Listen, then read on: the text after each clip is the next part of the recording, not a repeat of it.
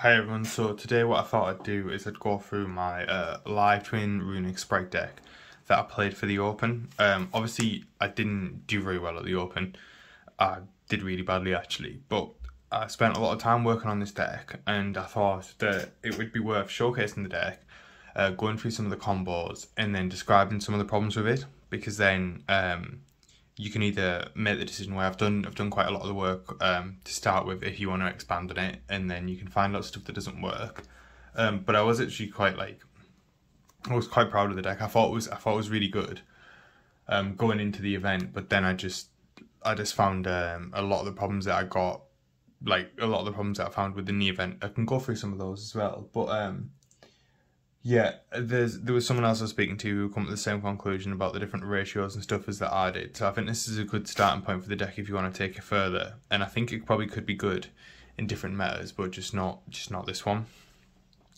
So basically what I'm going to do is I'm going to go through the cards like in a very specific order. And I'll explain as I go through. So basically with a Runick deck, I think that you need you obviously need the 17 Runick cards. So there's the tip, the destruction, flash and fires, freezing curses, slumbers, dispellings, and fountains. So the idea is obviously Schmidt did the maths a while ago, and it is right. It is 17 quick plays, and you can side out one. You can side out two, go in second. So 17 quick plays definitely correct, and a minimum of 2 fountains. So like that's like 19 cards of the deck that are done for you straight away. So if you're playing a Runick deck, you know you've only really got 21 cards in the deck. So this is sort of like my thought process and going behind building the deck as well. So for your 19 Runick cards, then as well, I think if you're playing a Runick deck, because Runick and hand traps, they work to an extent, because you want to draw hand traps off your fountain to interrupt your opponent, but you can't be playing like huge amounts of hand traps, and sort of one hand trap isn't important enough normally outside of like Ash on Branded Fusion, that sort of thing. Like the hand traps aren't really great, and they're not gonna stop the board. Like everyone should be able to play through an Ash, obviously outside of Branded, and not have their board like greatly affected. And then it's sort of like you're being hand looped for one, because they've just ended up on sort of like 95% as good as board for one card out of your hand, and then that one card out of a 6 card hand is like what, like 16% or something. So you've just sort of like negged so 10-11% by playing that hand trap. So I think you can't be playing like loads of hand traps. So you've got to play like really impactful go second cards, and I thought that the Gamma Seal Kaiju was a good one to play, and I also thought that Evenly was a good one to play. So let's like run over why I think Gamma Seal. I think Gamma Seal is good because of the Out Dragoon. If you're playing against this deck, like Gamma Sealing over a red, or like a Sprite deck, a Gamma Sealing over a red or a Carrot or any sort of problem is absolutely insane. We'll go through something in the X deck as well. I play the Akashi Magician, so you basically get to use this twice. Yeah, so, and obviously a Rise Hard Pass, like a Rise Hard Pass is a big problem, and this just like outright deals with the problem straight away. So I thought this was a really, really good card. It worked really well, in theory and in practice. To be honest, I don't think this is a problem at all, and I would consider playing Kaijus going forward. But I'm just gonna go into why I think Evenly was a good idea.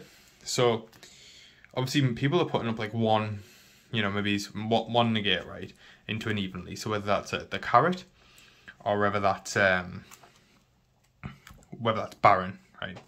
So if we just count the amount of cards, provided we open evenly, we can Gamma Seal over the negate, we can Freezing Curses the negate, we can Flash and Fire the negate, and we can tip the negate. So you have like obviously one Evenly to be drawn with like any of these 14 cards is effectively double Evenly, because obviously you could negate, you can tribute over, you can pop, and you can search for one of these as well. So being able to like double Evenly your opponent this consistently is absolutely insane. So I think Evenly is just so powerful that it's well worth playing anyway. So yeah, so going back to my previous point, you've got your 19 Runick cards, so your 17 quick plays, your 2 veiled spells, your 6 going second cards. So that puts you up to 25 cards. So you want to play a 40 in a Runick deck, so you've only really got 15 cards now. And I started off on the these are my ratios of Spright cards. So I started off on 3 blue, 3 jet, the starter, 2 red, a carrot, a smashes, and a double cross. And then obviously an IP and a calf shell, so basically Schmidt's list, but with different go second cards. And then I realised that the Spright cards, like, they're really good for consistency, and they can provide a lot of power as like in the form of you know, one starter is a blue, it's a jet, it's a smashes, it can then be a gigantic, which can get you into a red. So you've got like a monster negate, or you can go carrot, spell, and trap negate, and then you got a starter, and you got follow up if you got the if you got follow up, you got the starter, or you got smashes, you got another interruption. There's, you know, they do a lot, but and as well, like, opening a blue or a jet on its own is obviously insane, because you basically almost got a Runick card or a level 2 to get the special summon and get the effects. So there's a lot of plus in the engine, but the only problem is there isn't as much recursion now Elf's gone, and the power, like, it isn't crazy. It's not like it's 5 Omni negates or anything, and it just seems like relatively weak in comparison to what I could play. So if you look at this engine, 2 blue, 2 jet, red, carrot, and then the 3 starting smashes, that's a 10 card engine. So by my theory, we now have 35 cards in the deck, and we've got 5 cards left. And then I wanted to play the Live Twin engine, and my reason in behind the Live Twin engine, and I'll go for why the Live Twin engine. So there's obviously decks that got 2 things: they got power and they got consistency. And I think that the Live Twin engine, giving you a pop and giving you a draw, adds more power to the deck, obviously, because you're getting a pop and you're getting more bodies on the field. So your power of your level of your deck is just increased. And then consistency as well. Drawing a Live Twin Leela in your opening 5 is better than drawing a blue. It's better than drawing a jet. It's probably not quite as good as drawing a starter, but it's better than drawing one of these. So if you like normal summon this Leela, this is 2 bodies, which is full Live Twin engine, and can get you into your Spright engine with any Runick card as well. So it's ridiculous. And not only does it get you a pop and a draw, it also gets you another draw if you play this extender as well. So I just thought, why am I not playing like as many Live Twin cards as possible? And then if you go through the list, we've agreed that like 6 cards is the minimum going set cards. These are the minimum, that those 25 are fixed in the deck. And I think the only thing you could do to possibly run more Live Twin cards is cut 1 starter.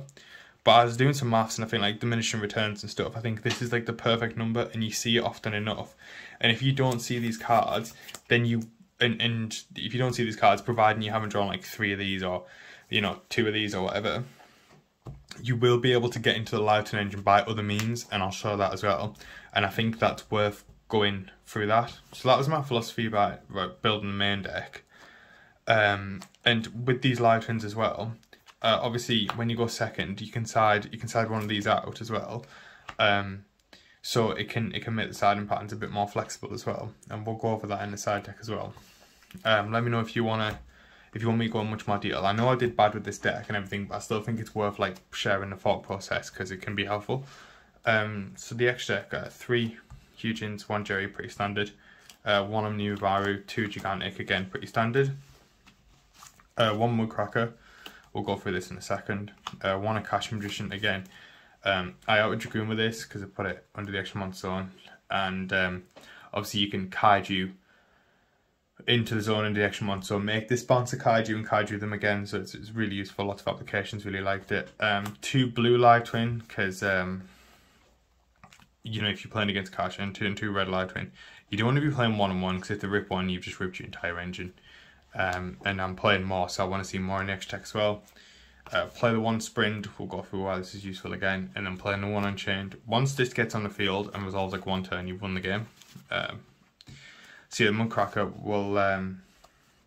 we'll come back to that in the combos later on as well. So the side deck, 3 Lava Golem, just really good into a lot of different things. The only reason why I don't main the Lava Golem is because you have a slight normal summon problem, because now instead of playing 1 Hyperion, 1 Capture, which are your normal summons, you're now playing 3 blue, 1 red, so you got 4 normal summons now, so you need to be playing the Kaijus instead.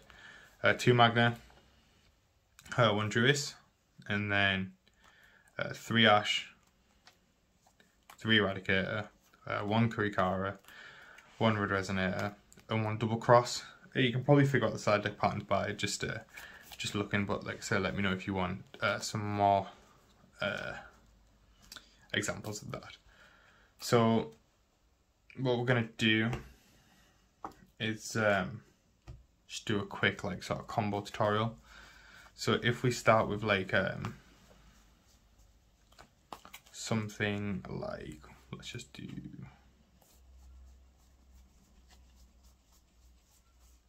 this and 2 Runicks, right? So you're gonna go normal the Leela, get into the one that draws you one, Runick into the Hugin, get the Fountain,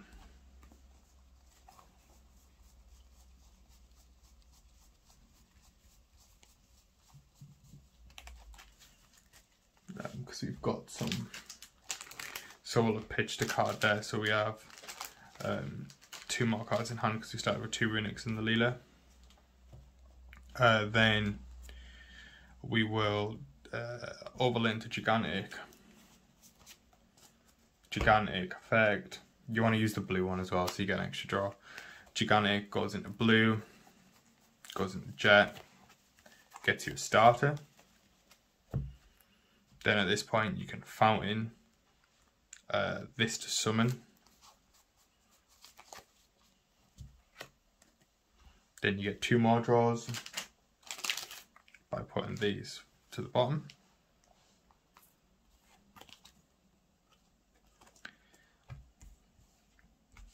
Then you can link these 2 off into the red one. Bring back the blue one. Link these off into the blue one. Blue effect, bring back the red. You get another card. Then you can leave these on the board, set your starter, and then in their turn, if they go battle phase or whatever, it determines whether you want to start for red or for carrot. There's another thing you can do as well. You can also link these 2 off into the Mudcracker. Then you start for the red or the carrot. Let's just say we get red. You can either use the red to negate and destroy this to bring it back, get another pop, or you can use the red to pop this, bring this back, get another draw. And if you do that, you get a draw from that. Then if you banish this, you get another draw from this as well. So, you know, you've got all these cards in your hand. And then this as well, if they attack over something else, this contribute this to stop it from being destroyed by battle, and then this can bring back this and get another pop anyway. And then obviously going into your turn, you've got any of these could be Runick cards. You know, there's lots of different possibilities with that. So now what I'm going to do is I'm going to go through an example of that's the Live Twin Runick Live Twin 2 Runick combo, which obviously comes with quite a lot, because what you can do as well is you can Live Twin, if you don't have 2 Runicks, you can Live Twin draw, and if you get another Runick, you can't summon from the extra that turn because the Live Twins lock you into Fiends, but what you can do is you can set up the Fountain and then use your Runick in your hand, and then obviously that's an interruption, and then you get a draw 2 as well. So, you know, there's lots of, and then you're getting a draw 2 from the Fountain. You get another possible draw from the red Live Twin, and then you get another draw from the extender red Live Twin in the grey. So you're getting like 3 more draws possibly. So there's a lot of stuff you can do. So what I'm going to do here is just to, whoa, that was a bad hand. It's just because I haven't shuffled properly. Look, yeah, I haven't shuffled properly. I don't want to use that either. See, what we'll do is we'll just get blue. this is just proving the point. So here I'm obviously going to draw phased into the dispelling effect. I'm always getting rid of the worst Runick cards as well. To the fountain, and then this is where I'm gonna start using the sprites. And the idea is here is you wanna get the worst ones out of the deck first. Like all the cards that you can search and you don't want to draw, you want to get them out of the deck. And it just makes your draws actually quite a lot better when you put it over a couple of games. So definitely worth doing. Then we're going to make gigantic effect. So this is how we get into the live twin engine without actually drawing a live twin card, which shouldn't happen you shouldn't have to do this too often, but it definitely does happen. So the gigantic's going to bring out the red one. It's important to get the red one because this is going to give us the draw in our first turn, and the blue is going to give us the pop. So got that. Then you want a fountain, this to summon, then fountain effect to draw 3.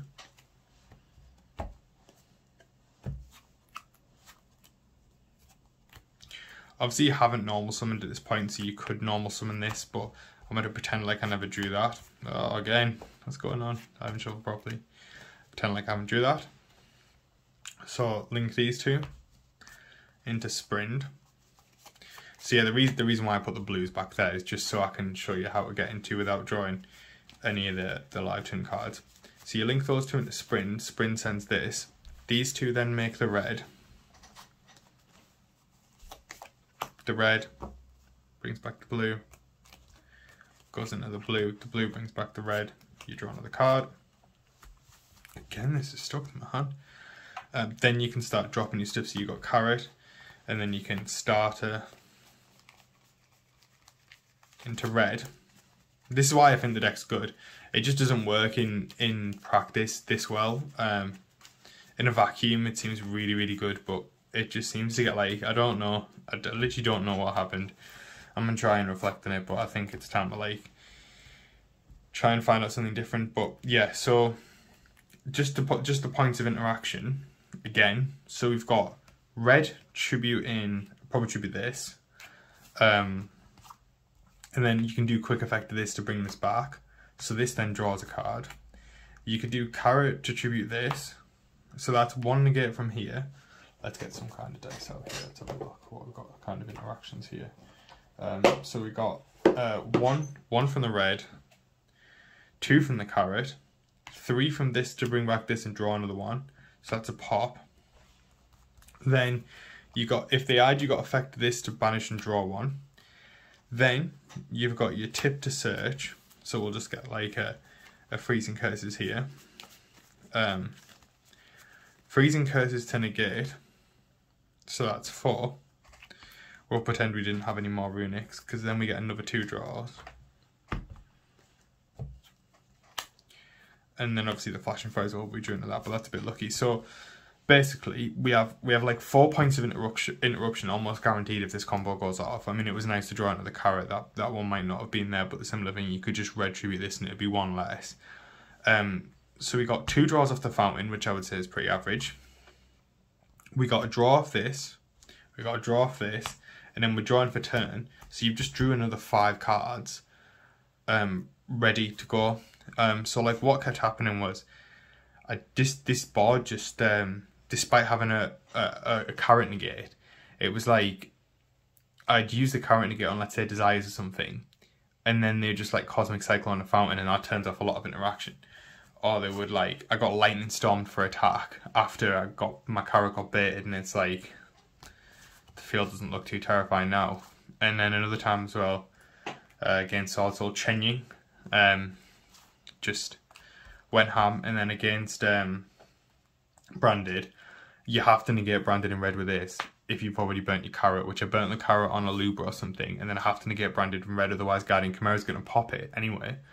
And then the Branded Fusion, they get Dragoon, and like Dragoon can start like popping stuff and just breaking apart this board. So I think the board is like, it's too little. There's too the cards are too small. But I think like in theory, like drawing 5 cards with another 2 in hand already, with the possibility to draw more with full interaction, it seems pretty good. I know a lot of people like the deck because I shared it with one of my friends who played it, and he went X2-1, so he went 6 wins, 2 losses and a draw. But his draw should have basically been a win if he wasn't playing.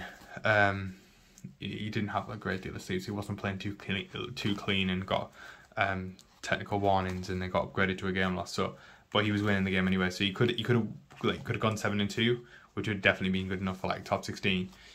So it's not like saying it's bad. And the deck obviously never ever breaks. And consistently through 2 hand traps, he's setting up smashes and stuff. But obviously you don't get the board, and it's just so weak, and it's got a lot of problems with the deck. But I just wanted to share it. This is where I'm at. That's the board that I do. So if anyone has got any sort of suggestions to make it any better, or wants to sort of take and sort of like copy the homework kind of thing, then fair enough. But yeah, I think I'll be experimenting with other decks instead of the Live Twin Spright. But yeah, hope you enjoyed, hope you learned something, and I hope it helps you out in whatever way possible. Cheers.